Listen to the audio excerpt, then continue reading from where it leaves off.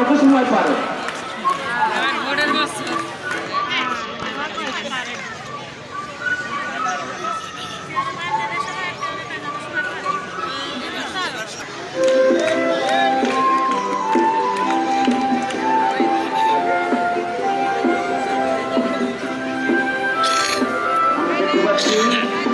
মনে হয় একাত্তরের রণাঙ্গনে তারা আসবে, কারণ তাদের হাতে রাইফেল রেডি।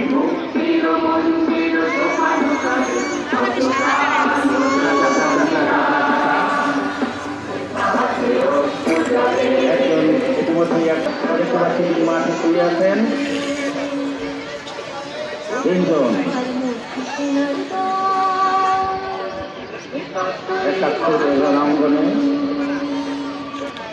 এইভাবে পাক বাহিনী নিরক্ত বাঙালির উপর ঝাঁপিয়ে পড়েছিল। রাইফেলের গুলি রাখাতে মাটিতে জখম করেছে।